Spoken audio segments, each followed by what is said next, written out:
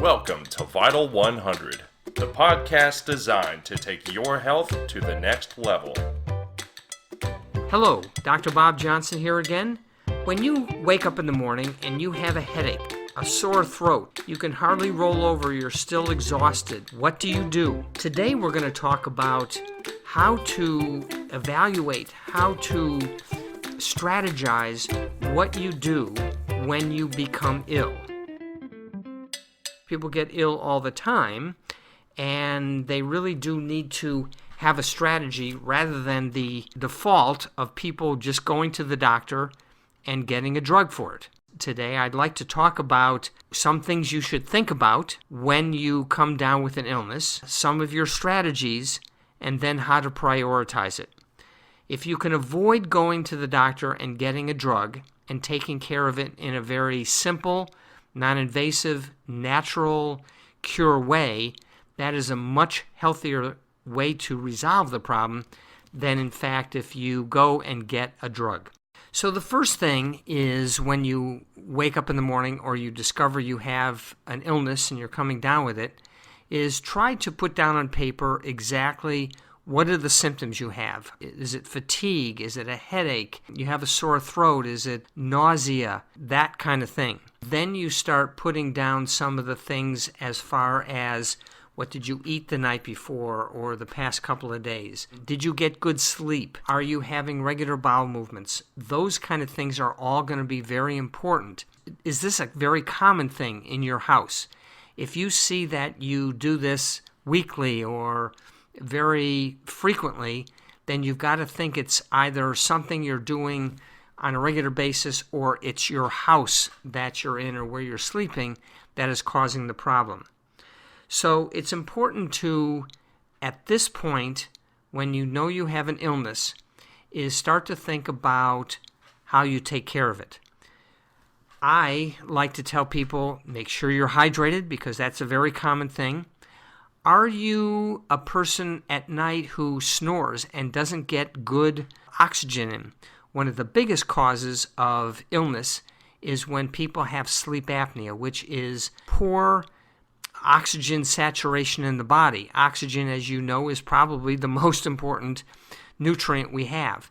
And so if you're fatigued in the morning, it's a matter of not getting enough oxygen.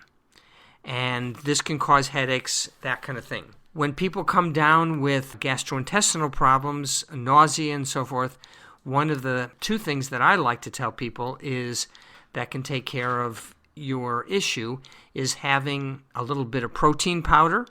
If you are very nauseated, activated charcoal is a very good thing to take to see if it gets rid of that. Also, aloe vera is also very good. But one of the most important things and controls so much of our health is what is your microbiome like? This can take care of so many problems if you have a good microbiome. Now, the microbiome is actually the good bacteria, or as many people know it, the probiotics in the gut, which is a very big determinant of your illness and how your immune system is, how your nervous system is. It's all very dependent on the gut and the microbiome. You've got to determine if you're going to have a little bit of something to eat.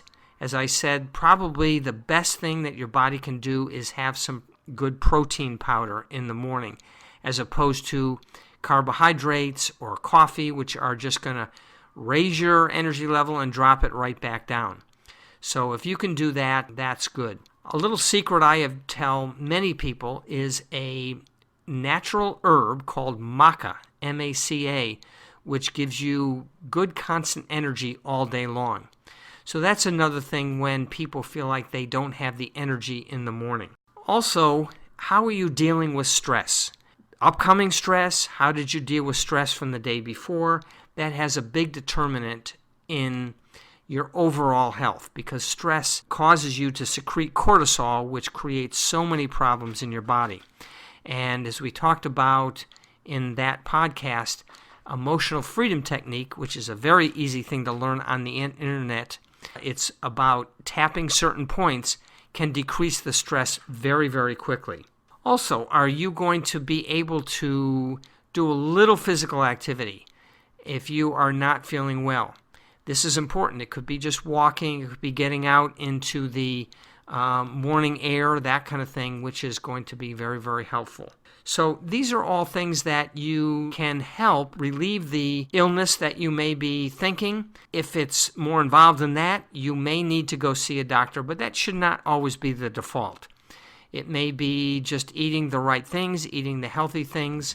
It may be just getting a little physical activity. All these things are going to be very important in evaluating, in trying to do so that you can indeed become healthier and hopefully develop good habit. If you have these constant health challenges, you've got to go and do a little bit more of a thorough evaluation, which could be going and getting some lab tests, getting a blood test, looking at your genetics, which we talked about another time, doing some cutting-edge evaluation like electrodermal screening, which can tell you everything that's going on in the body. So there are some tests that you can do very nicely, but the most important thing is to take control of it yourself, do some of the things that are going to get you healthy, going to up your energy, and if it still persists, then indeed you can go to the doctor.